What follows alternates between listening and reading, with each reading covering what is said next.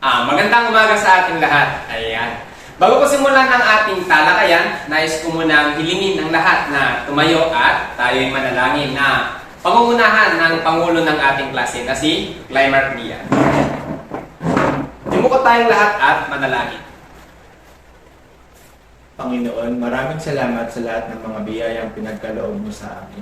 Bigyan mo po kami ng karunungan, Panginoon, upang maunawaan at maintindihan namin ang mga tuturo ng aming mga guro. Patnubayan kaming lahat, ang aming mga kaklase at guro. Ito ang aming samot dalangin namin sa pangalan ng ating Panginoong Jesucristo.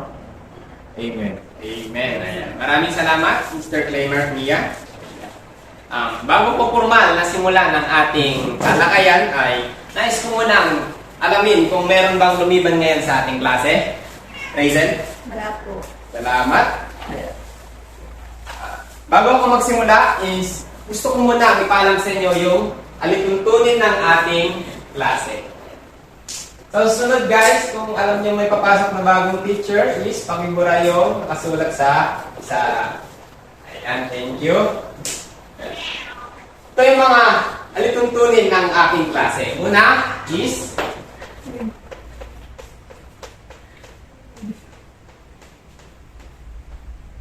at kalawa,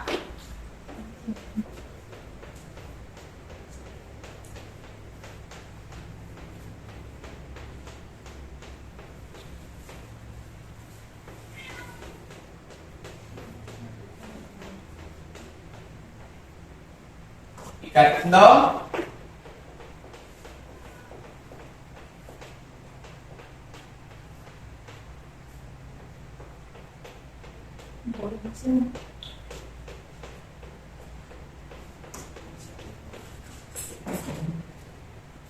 kaapat,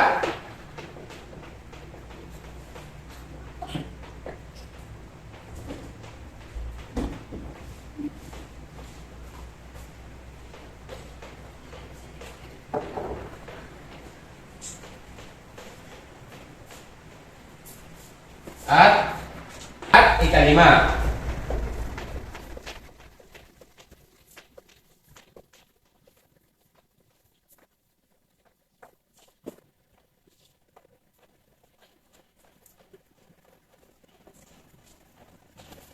Ayan. So, ito yung alituntunin ng aking klase. Una is makinig sa guro. Ayan. Para kung mayroon man tayong hindi pagkakaunawaan ay maintindihan nito at makinig lamang kayo sa ating discussion. Ikalawa is manatiling malinis ang ating silid. So, ayan.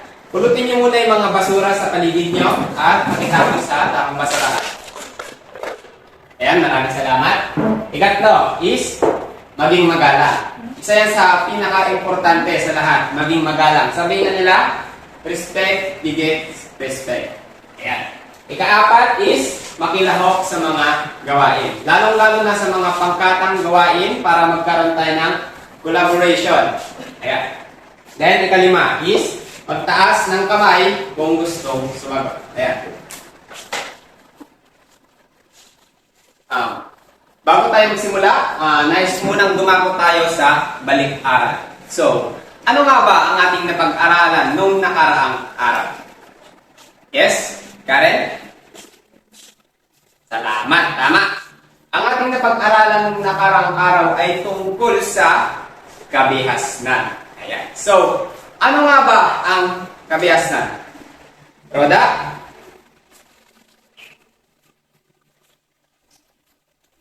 Salamat, Roda. So, ang kabihasnan ay isang yugto ng kaunlaran ng isang lipunan. So, ano naman ang mga katangian ng isang kabihasnan? Yes? Angeline? Alright, tama. Isa sa mga katangian ng kabihasnan ay ang pagkakaroon ng mga lungsod. Huling katanungan, bakit nating mahalagang pag-aralan ang kabihasnan? Yes, Clymer? Ayan, salamat, Clymer. So, mahalaga natin pag-aralan ang kabihasnan upang mabigyan tayo ng malalim na pangunawa sa ating kasaysayan at kultura. Ayan.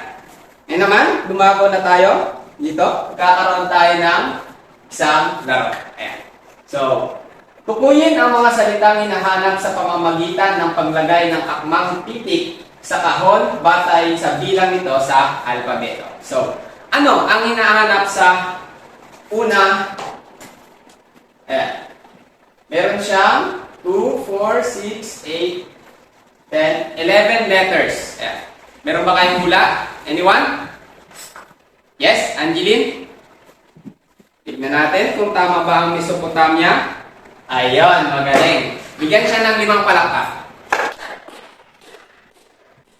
Ayun, thank you Miss Angeline. So, dito naman sa ikalawa. So, anong hula niya dyan? Meron siyang, ayan, 8 letters naman. Any guess? Yes, Raymart? Sumerian. Ayan, tignan natin kung si Sumerian nga. Ayun, Sumerian. Hindi siya si Marian Defensor Santiago. Ayan, just kidding. Dito naman tayo sa last. Ayan.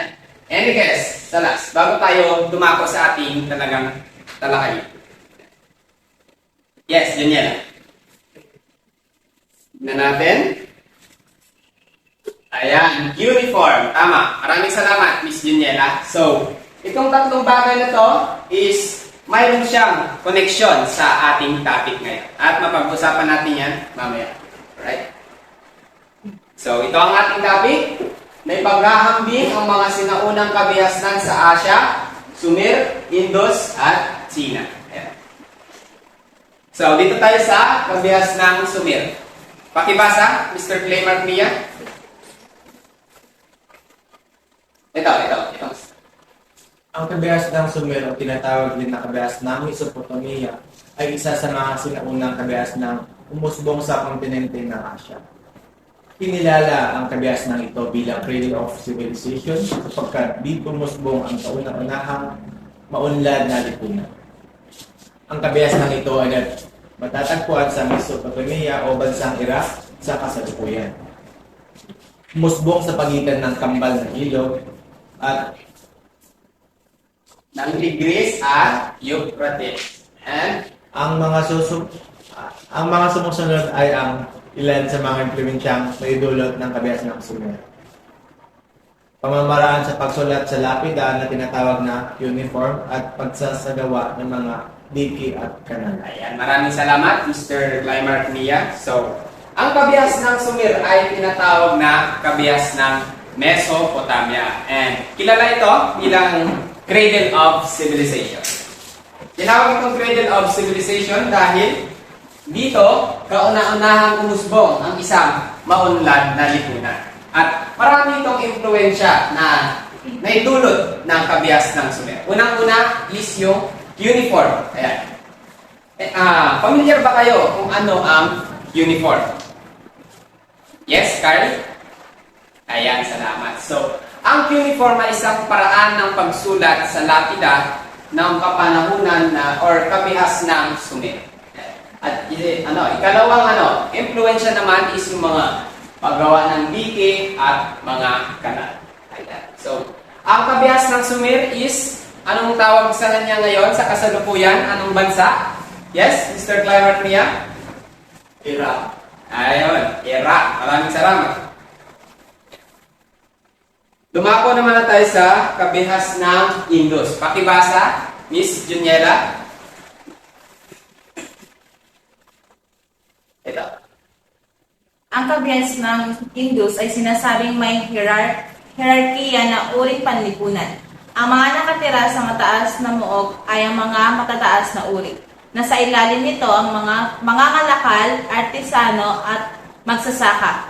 Gumawa ng mga daig ang mga magsasaka. Ang mga nasa lungsod na artisano ay abala sa paggawa ng samot-saring produkto. Ayan, maraming salamat, Miss Juniela. So, ang kabihas ng Indus ay meron siyang tinatawag na hierarchy or sa Ingles, hierarchy. Ito yung classification ng mga tao nung panahon ng kabihas ng Indus. So, yung mga nasa taas or nakatira sa muog, sila yung mga mataas na uri. At yung nasa ilalim nila ay yung mga magsasaka, artisano, at mga ngalakal yun naman yung nasa ibaba. So, ang kabihas ng Indus is dito sa panahon na ito ay may maraming nagsisilbing lagusan ng mga mandarayuhan at mananakop sa kanlurang Asya. Ayan. So, basically, yung mga hanap buhay ng mga tao dito sa kabihas ng Sumer ay ang pagsasaka at kagaya sa kabihas ng Sumer is naggagawa rin sila ng mga dike at mga kanal at ang mga artisano naman ay abala sa paggawa ng mga samot-saring produkto na ibinibenta nila sa merkado. Ayan. So, lumako tayo sa panghuli. Ito naman ang kabihas ng China. Maaari bang pakibasa? Claimer? Kabihas ng China.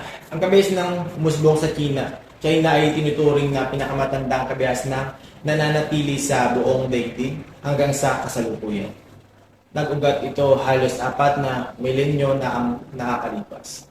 Noon pa man, mitiin na ng mga Chino ang pagkakaroon ng mahusay na pamamahala, ang pagkakaroon ng mga ideolohiyang suportado ng Estado, partikular ang Confucianism at Taoism, ay lalo pang nagpatatag sa kabihas ng Chino. Sa apektong politikal, hinang nakaranas ang China ng pagkakaisa at pagkakawatak-watak. Ang mga pangyayaring ito ang humuhubog sa kultura at mamamayang bansa hanggang sa makabagong panahon. Ayan, thank you Mr. Clymer. So, ang kabihas ng China naman ay isa ito sa pinakamatandang kabihas na nananatili hanggang sa kasalukuyan. So, sa aspeto naman ng politikal ay magkaroon din sila ng tinatawag nating rise and fall, kung saan meron silang pagkakaisa at pagkawatak-watak during that time ng kabihas ng China. So,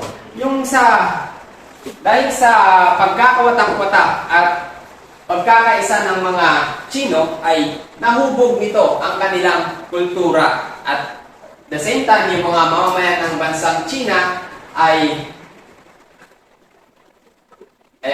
nahubog yung kultura nila. Parang pinatibay nito yung pundasyon ng kanilang kultura hanggang sa kasalukuyang panahon. Dahil tapos na ang ating talakayan, ay dumako naman tayo sa individual na gawain. Tukuyin ang mga uri ng pamumuhay sa kabihas ng Sumer at ang katumbas na kahalagahan. Gawin ito sa iyong sagutang papel. Okay? Maaari kayong maglabas ng isang buong papel. Yes, one whole sheet of paper. Ayan. Nakapaloob dito ang mga ambag at kontribusyon at kahalagahan sa kasalukuyan ng mga nabanggit nating tatlong kabihas na. Ang kabihas ng Sumer, Indus, at China. Ayan, maaari na kayo magsimula. Mayroon lamang kayong 5 minuto para sagot. Sige, maaari na kayo magsimula.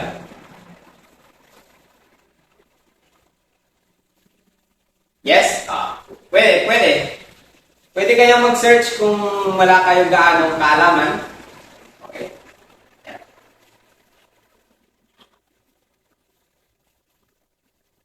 Meron na bang mga tapos? Anyone? Ayan, meron na. Kunti na lang ang hindi pa tapos. Alright.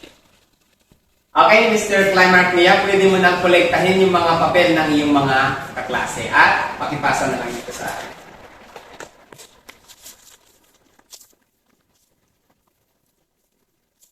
Thank you, Mr. Clymer Kuya. Ayan.